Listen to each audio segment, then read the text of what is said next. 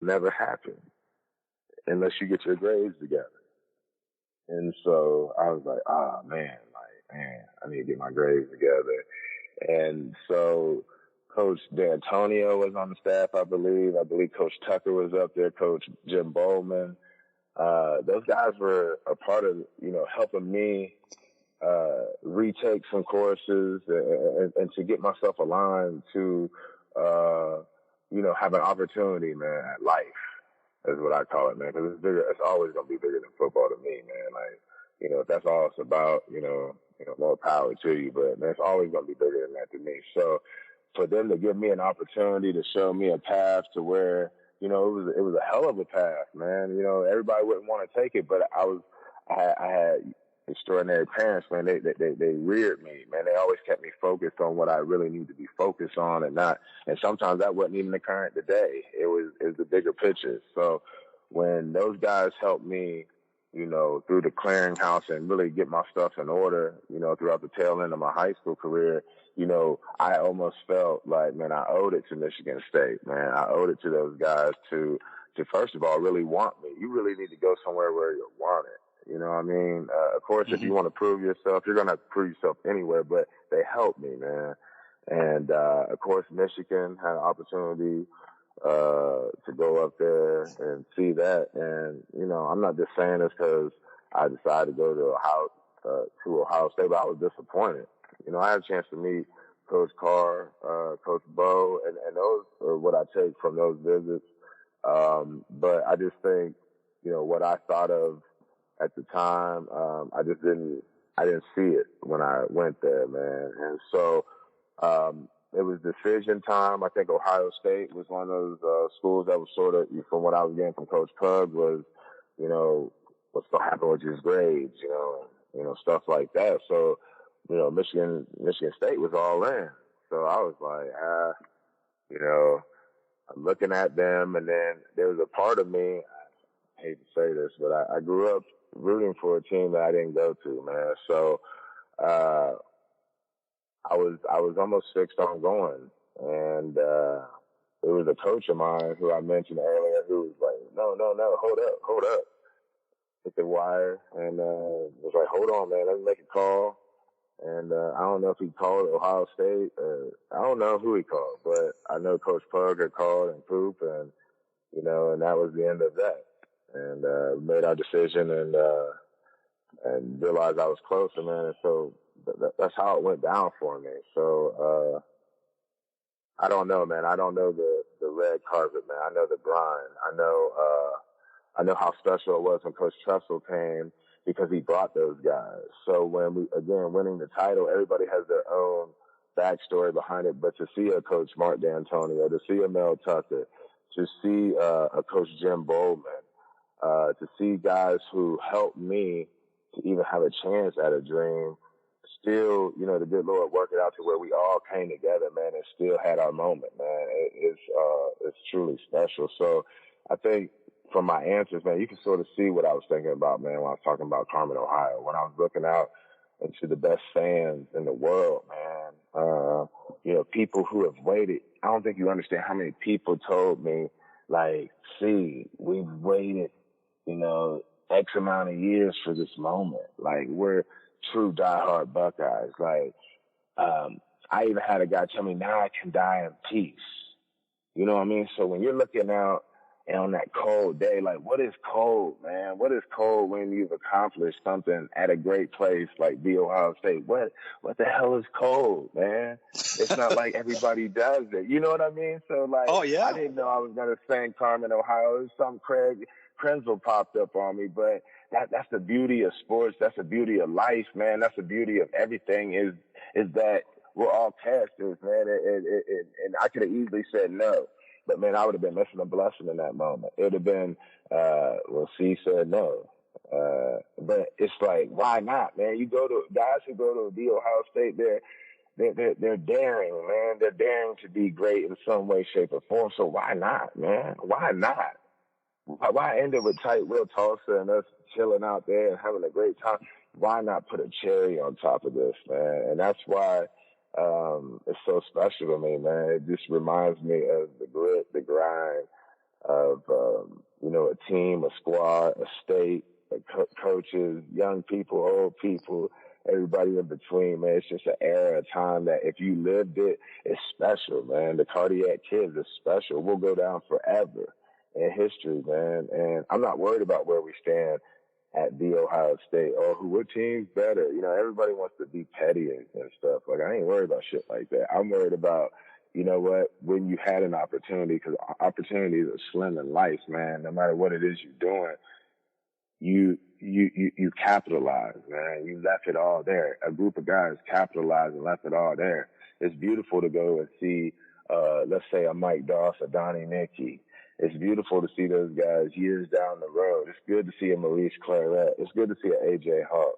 It's good to see those guys in between there and see what paths they've taken in life because, again, everybody's goal is to get to the NFL. How long you get there is how long you get there. But the thing I've been impressed with and happy with is that the guys have survived, man. Whether they play long, lengthy careers in the NFL or they got in and got out and have gotten into something else, man, and have survived off those teachings, those lessons that we got throughout that time in life, man. I think a lot of us have been smart enough to use that in other avenues of life, man, and have been able to make a living and been able to give our kids something, outside of what our parents have told us, something that we've been through ourselves that, people have, given their time and sacrifice for, man. So it's just something that just keeps growing, man. It's rich. So you mentioned the grit and the long, like the long path of, during your career at Ohio State. I mean, can you talk about, because you went through multiple position changes. I mean, you redshirted in 98. I think you were listed as a safety in 99. They played you at linebacker in 2000. Tress comes in. You moved to corner, and then you moved back to line. I mean, how did you? Can you just kind of walk us through? I mean, obviously you did it, but I mean, in terms of like you're talking like having to lose weight, gain weight. I mean, completely different. How did this all come about? Man, I think, man, it was just, man, honestly, man, I gotta give that credit, man. I come from a large family, man. I'm not just talking about the family that, my mom and dad, of course, my mom and dad, my sister and brother, man, had, a great influence on my life, man. But I've grown up with a lot of uncles, a lot of cousins, man, and even in my hometown in Philadelphia, man, I didn't want to fail. You understand? Like, I took it serious. Like, it wasn't just another guy coming through. Like, I took the shit seriously, and I didn't want to fail. And I knew I was hearing the inklings of what the expectations were, even from my hometown. It wasn't very high. It really wasn't. It was like, I don't know why you're doing this, And then, of course, I did have people, I don't want to paint that picture. I did have people who was encouraging, but who had my ear, man, was my parents, man. My mom and dad always have taught me in life, man, find a way to succeed, man. And of course I have strong faith, man. I grew up in the church, but there is a part that you have to do too. And, there's a certain action that has to be done, man. And, I was always trying to find my way, man. I would be looking at that depth chart. I would be looking at the guys coming in probably harder than anyone because I had a lot of confidence in self and knew that I could play a number of positions. All I needed was favor and all I needed was opportunity. And I wasn't the only guy who was in that situation, but it was something I thought about from the time I woke up, man, in between naps to the time I went to sleep to the time I woke up, man. And it was like a vicious cycle. And I knew that deep in my heart, man, I didn't want to go home and face my parents, even though they wouldn't have looked at me in that way. I knew that there was nothing, I was never going backwards. I was always going to go forward, man. I needed to succeed. This was, again, like a gauntlet. I needed to succeed, man. So I remember just trying to find my way, man, and, and find a position. And when Coach, again, that's how we started out. Like, when Coach Cooper was gone, then again, I was one of those guys that looked at it as an opportunity because, you know, one thing at Ohio State, man, once you make a name, it's hard, like, you're not coming off the field. Like, let's stop. You know what I mean? Like, unless you do something absolutely out of your mind, you know, those, you know, because if certain names come out of lineup, you know, that, you know, we don't have a dumb fan base. You know, we're like, oh, we're very aware. We're like, oh, why isn't so-and-so getting their touches? Why isn't so-and-so? You know what I mean? Like, we know football. So, you know, and then you don't want to hope somebody get hurt. Like, I mean, I hope you ain't doing stuff like that. So it's like, you know that there's only a certain window of opportunity to prove yourself to where that door is open for competition. And if you don't grab it up, man, then there ain't nothing to grab. And I think I always knew that. And as I became a junior, I knew that time was running out. And I can remember Coach Tress, when he came, you know, we had our one-on-one. And, you know, we also had, you know, some side meetings where we were talking. I was like, man, I just want an opportunity, man. I just want an opportunity. I don't want shit given to me. I don't roll like that. I don't feel good about that. I always want to earn mine. I'm still like that. But you put any man up, man. Like, for real. Like, I was a man. Like, I didn't want to hear the politics. I didn't want to hear the bullshit. I was like, put any man up. And I'm going to find a way onto the field. And that was my mentality going into my junior year. You know, I started off as a linebacker, I believe, like a 3-4 linebacker, goal lines and stuff like that, man. And you know, whenever we were doing one-on-one drills, I like press coverage, man, as a linebacker. And my whole thing was we had big wideouts in Jink and you know, Carter and Vance and Gamble, man. And my whole thing was, if these are timing routes and I get my hands on your chest, I'm knocking that timing off. And we're going to battle. And I think, you know, Coach Dino was seeing that, you know, not that the other guys weren't producing, but it was like, man, this dude has you know, a certain air about him, you know, because I always believed in Coach D'Antonio because, you know, I like his toughness, man. And I like his, he says something, he means something. You know, I like the way he rolls even now. Like, you know, I'm a Buckeye through and through, but I like about him, I know him, that he ain't scared nobody. And, you know, so, you know, when you have that going on, you just try to find a way. And, he gave me an opportunity, and unfortunately, it came through, you know, McNutt, and, you know, everybody has their own walk through it, man, but I got an opportunity. And, was I the greatest corner to come through Ohio State? No, but, it's all about the way you look at it. Like, I can do what you can do, but you can't come out here on this island.